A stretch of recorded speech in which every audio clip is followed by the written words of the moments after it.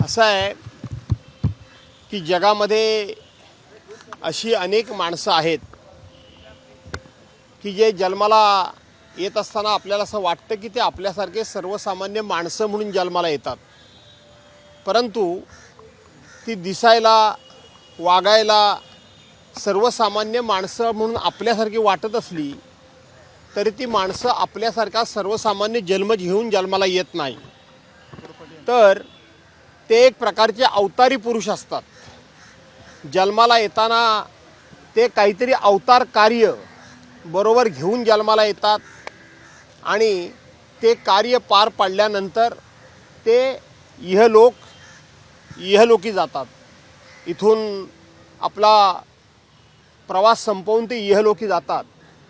मग त्याच्यामध्ये आवर्जून नाव घेता येईल ते छत्रपती शिवाजी महाराजांचं नाव घेता येईल, छत्रपती संभाजी महाराजांचं नाव घेता येईल, संत ज्ञानेश्वरांचं नाव घेता येईल, राम गणेश गडकरींचं नाव घेता येईल, डॉक्टर बाबासाहेब आंबेडकरांचं नाव घेता येईल।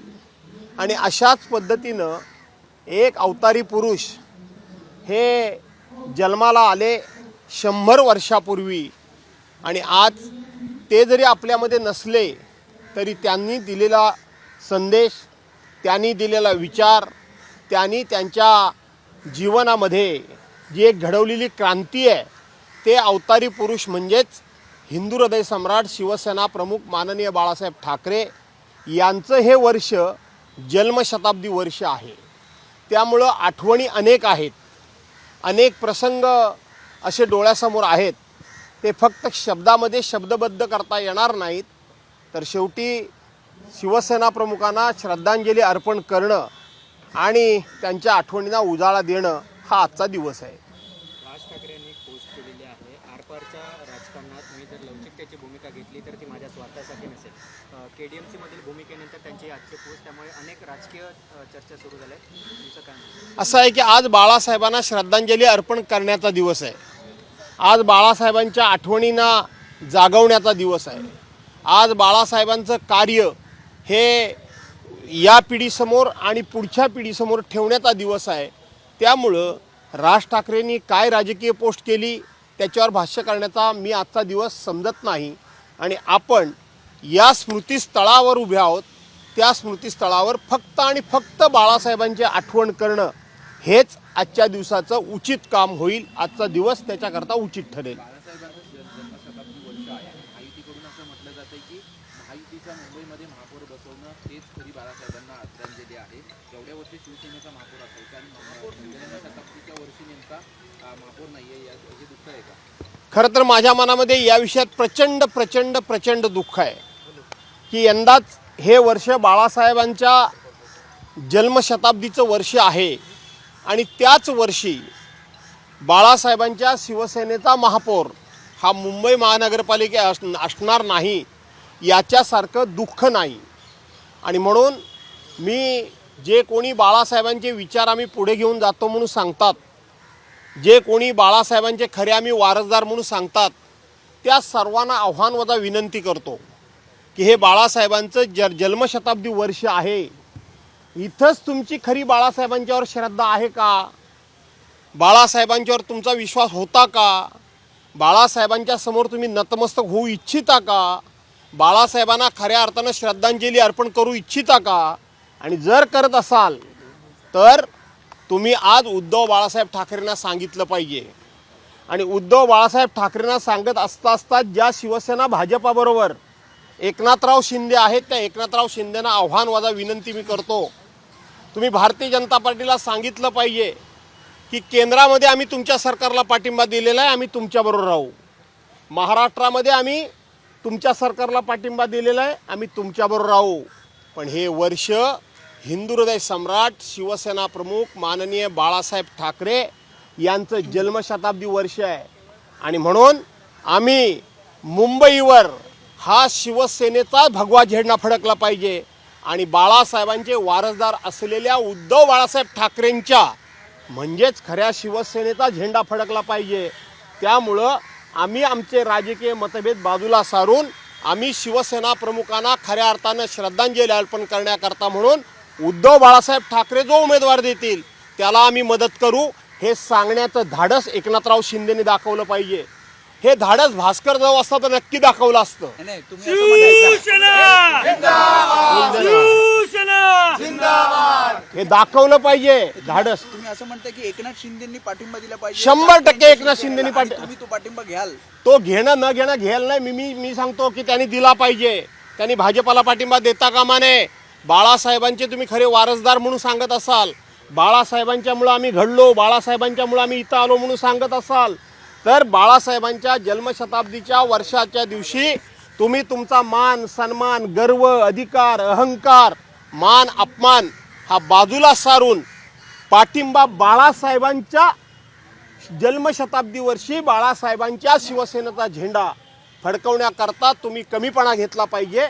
आणि असं माझं जाहीर आव्हान माझा विनंती आहे. असंही म्हणणं आहे की दोन शिवसेना एकत्र आल्या पाहिजे महापौर निवड करण्यासाठी. महापौर निवड करण्याकरता एकनाथरावांनी उद्धव साहेबांना पाठिंबा दिला पाहिजे. पण त्यात शिंदेचा पण महापौर होऊ शकतो, शिंदेच्या शिवसेनेचा पण महापौर होऊ शकतो. मी पुन्हा सांगतोय की उद्धव बाळासाहेब ठाकरेंचा महापौर करण्याकरता एकनाथ शिंदेनी पाठिंबा दिला पाहिजे. एकनाथ शिंदे दातृत्वपणा दाखवतील असं तुम्हाला वाटतंय का? जर बाळासाहेबांना मानत असतील तर एकनाथराव शिंदेना ते दातृत्व दाखवावं लागेल. म्हणतायत की बाळासाहेबांची खरी शिवसेना आमची आहे. म्हणूनच सांगतोय, तुम्ही लाख म्हणा, जग काय म्हणतंय. 19 जून 1966 साली शिवसेनेला जन्म कोणी दिला?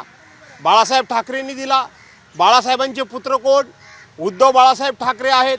तुम्ही शिवसेना भाजपच्या नादाला लागून तोडून चोरून घेऊन गेलात म्हणजे तुम्ही तिचे मालक होऊ शकत नाही. मालक होऊ शकत नाही. शेवटी जनता जनार्दनाला माहिती आहे कोण मालक आहे तो. भगवान के घर में देर है लेकिन अंधेर नहीं है. भास्कर जाधव मध्यस्थीची भूमिका घेतील का? मध्यस्थीची भूमिका. जवाचे गहू तवाच्या पोळ्या. नाही पण तुम्ही मध्यस्थीची भूमिका घ्याल का? मी सांगितलं ना, जेव्हाचे गहू तेव्हाच्या पोळ्या. बरं पक्षप्रमुखांना मान्य असेल का? उद्धव ठाकरेंना मान्य असेल का हे?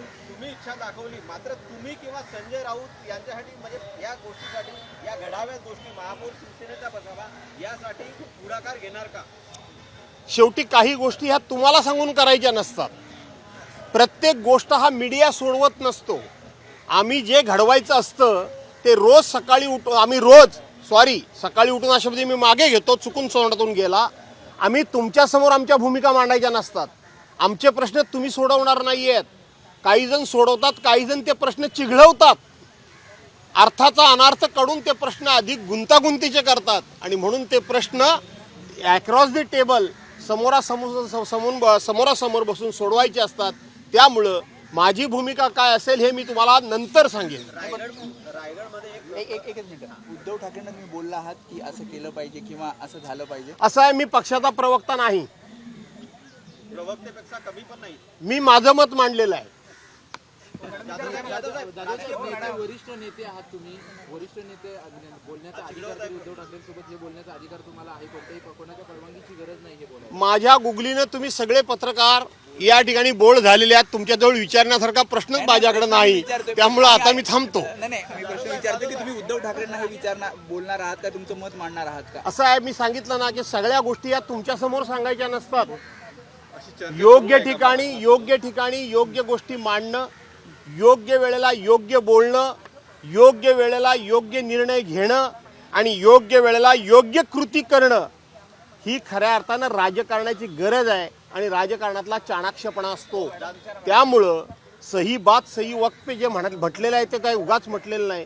त्यामुळं या गोष्टी मी तुमच्याजवळ शेअर करणार नाही. विषय तर बिहार भवन 36-37 मजल्यांचा बिहार. बाळासाहेब ठाकरेंना, हिंदू हृदय सम्राट माननीय बाळासाहेब ठाकरेंना श्रद्धांजली अर्पण करणं. त्यांच्याबद्दल मला तुम्हाला काही प्रश्न विचारायचे असेल तर विचारा. माझ्या आयुष्यामध्ये हिंदू हृदय सम्राट शिवसेना प्रमुख माननीय बाळासाहेब ठाकरे यांनी ठेवलेला उच्च विचारांचा ठेवा याची अनेक प्रकारची उदाहरणं, अनेक प्रकारची माहिती, बाळासाहेबांचं व्यक्तिमत्व, बाळासाहेबांची निर्णय क्षमता, बाळासाहेबांच्या मनाचा मोठेपणा.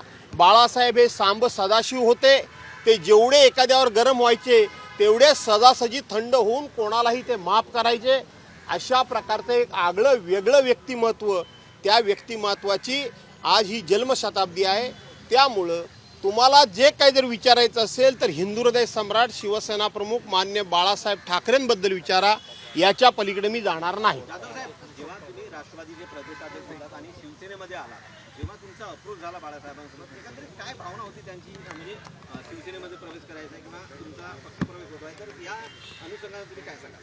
असं आहे की मी बाळासाहेबांच्या हयातीमध्येच मला शिवसेना सोडावी लागली, परंतु मी जेव्हा पुन्हा शिवसेनेमध्ये आलो त्यावेळेला बाळासाहेब ठाकरे हयात नव्हते, शिवसेना प्रमुख हयात नव्हते. त्यामुळे परत येतानाच्या काय भावना होत्या हे आत्ता सांगणं म्हणजे ते हयातच नव्हते. परंतु एक मात्र सांगतो की मी मंत्री झाल्यानंतर शिवसेना प्रमुखांना परमोच्च आनंद झाला होता, परमोच्च आनंद झाला होता. आणि त्यानंतर शिवसेना प्रमुख मला वरच्यावर फोन करत असत, आम्ही बोलत असू. काही त्यांनी मला कामं सांगितलेली होती, त्यांची वैयक्तिक काहीच नाही, मी एवढा काही मोठा माणूस नाही. परंतु एक गोष्ट मात्र त्यांच्या बोलण्यातनं जाणवली होती की आम्ही तुझ्यावर अन्याय केला, अशा पद्धतीचा शब्दप्रयोग त्यांनी एकदा केला होता. परंतु मी ज्यावेळेला पुन्हा शिवसेनेमध्ये आलो त्यावेळेला शिवसेना प्रमुख हयात नव्हते, ही वस्तुस्थिती आहे.